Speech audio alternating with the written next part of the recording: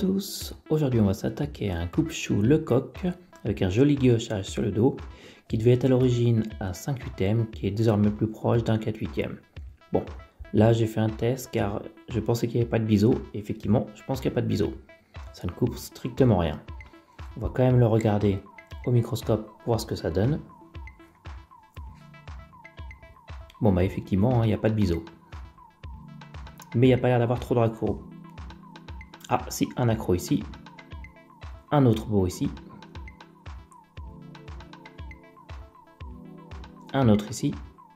Bon, et bien là on va devoir commencer avec la Thomas 400, donc une pierre diamantée, assez agressive, mais ça va nous permettre d'effacer ces accros assez rapidement.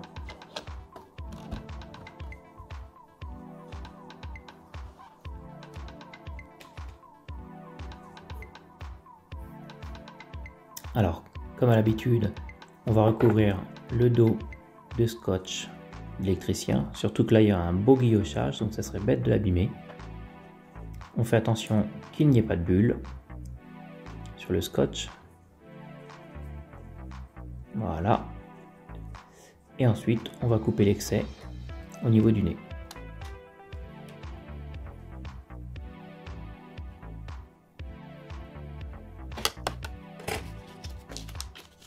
Désormais, on va s'équiper d'un feutre noir Sharpie et on va en passer légèrement sur toute la longueur du fil des deux côtés.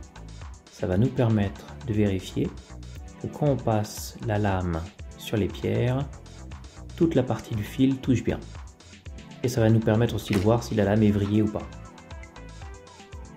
Donc logiquement, si la lame est bien droite et qu'on a un bon geste, le feutre devrait s'enlever totalement de partout. Si c'est pas le cas, il faudra essayer d'accentuer plus la partie où il y a encore du feutre.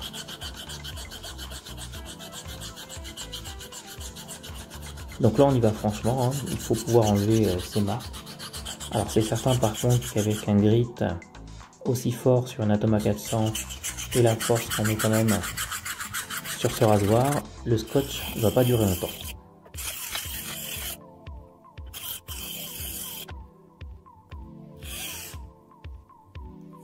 Donc au début j'aime bien commencer avec des va-et-vient, ensuite des petits cercles et toujours je finis avec des passes en X. Et voilà, le premier set de scotch est mort, il faut le changer.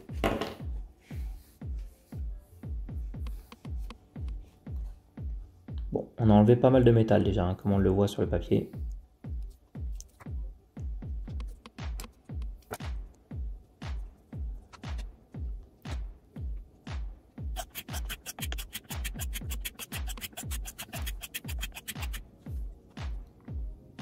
On vérifie que le faisceau de lumière passe bien partout.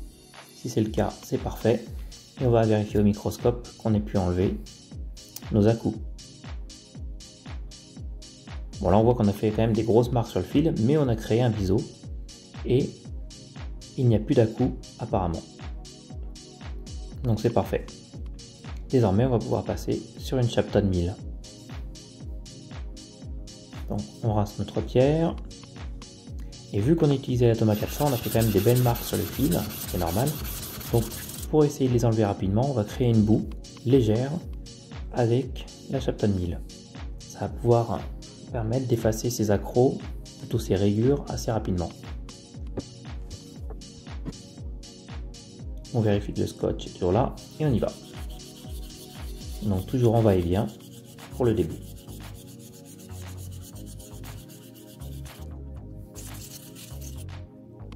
Donc voilà, changement de scotch. Attention à ne pas se couper comme je dis toujours. Et là,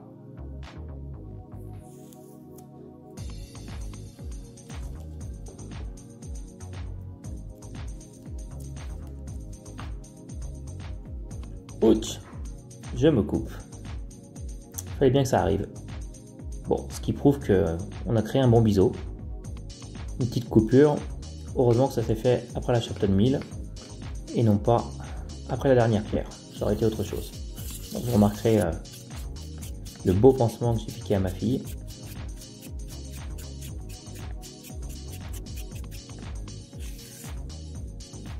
Donc là, à un certain moment, on commence à sentir que la lame accroche comme colle un petit peu à la pierre. C'est que c'est bon signe, c'est que vous pouvez passer à la pierre suivante. Donc vous vérifiez le faisceau. Si ça passe pas bien à un endroit, on accentue un petit peu sur cet endroit là, ce que je faisais. Donc au départ là, au niveau du nez c'était pas top, et là on vérifie au microscope. Donc là on voit qu'on a déjà bien effacé les marques de la Toma 400. C'est pas encore parfait, mais on a créé un beau biseau qui est bien droit, donc c'est sympa. Et on peut passer à la pierre suivante qui est la Shapton 5000. Donc toujours bien rincer vos pierres après et essayer de les essuyer et laisser-les sécher si possible une nuit à l'air libre après. Donc un filet d'eau suffit. On va continuer avec la boue quand même, parce que c'est vrai que la Toma 400 a laissé pas mal de marques. Et on y va.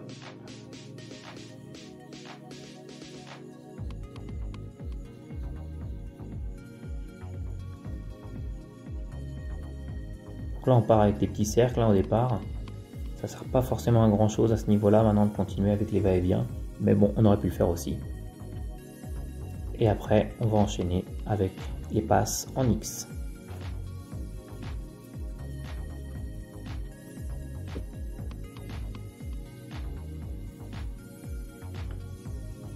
Donc vous coupez avec de l'eau au fur et à mesure aussi pour enlever la boue, ce qui permet d'arriver donc au grid final de cette pierre.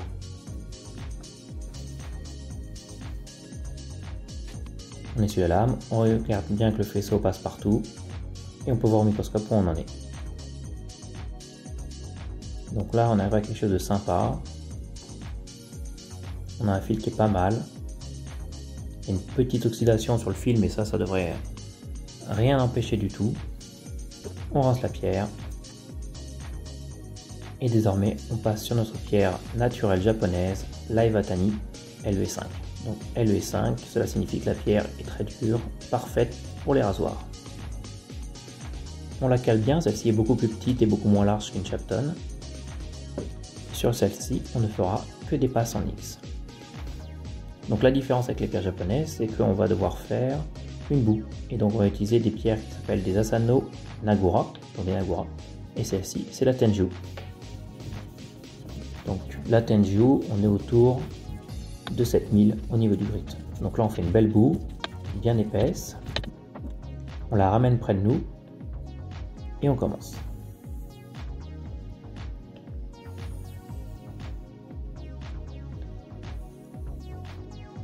Donc si vous prêtez attention là, vous pouvez entendre justement la boue sur la lame. Et donc à chaque fois en fin de parcours, je ramène la boue qui s'est déposée sur la lame sur la pierre pour ne pas la perdre.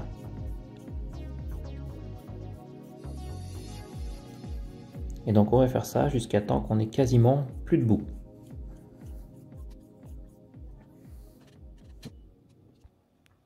Donc voilà, là on voit vraiment l'effet de la pierre japonaise sur le fil. Donc ça a vraiment fait une très bonne homogénéité sur ce fil. On est à un résultat qui est déjà pas mal du tout là.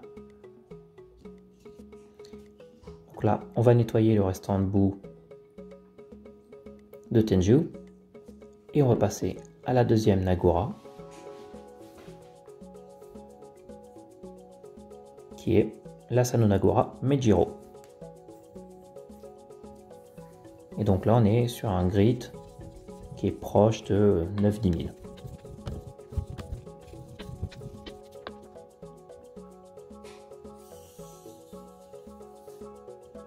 Donc ça ne sert pas forcément à grand chose d'aller très vite.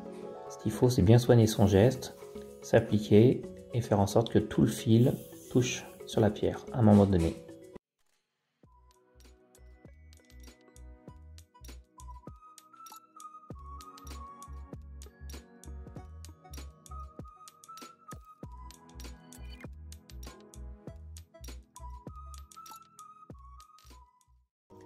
On nettoie et là on passe à la dernière Nagura qui est la Tomo Nagura.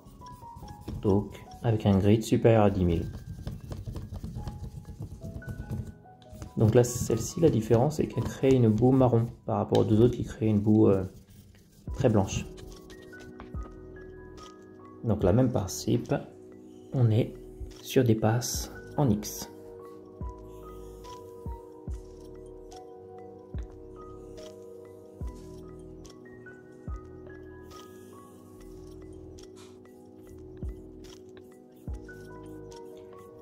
Donc avec cette pierre là, vu que c'est la dernière, au bout d'un moment, on va pas remettre la boue de la lame sur la pierre. On va l'enlever au fur et à mesure jusqu'à avoir une pierre à l'eau claire qui nous amène notre grit final à plus de 12 000. Donc à ce moment-là, on applique quasiment plus de pression, donc juste le poids de la lame, toujours en soignant bien son geste.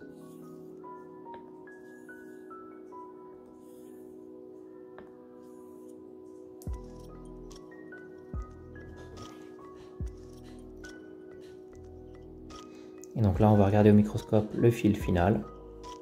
Donc c'est parfait, très homogène. On n'a plus du tout de marque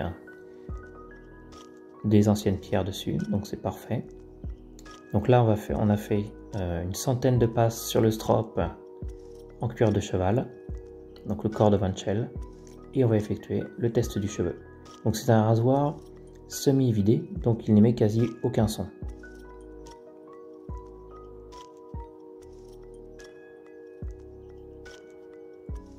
Donc le but, c'est de voir que le cheveu se coupe net, et ce sur toute la longueur du fil.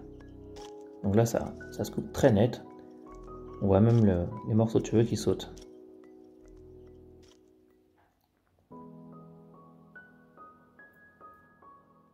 Parfait, il ne reste plus qu'à aller se raser avec. Vous pouvez désormais voir les cheveux qui se sont coupés net sur le fil. J'ai ensuite suivi cette session d'un test de rasage qui s'est très bien passé avec le savon Pinnacle Grooming. J'espère que la vidéo vous a plu. À bientôt, au revoir.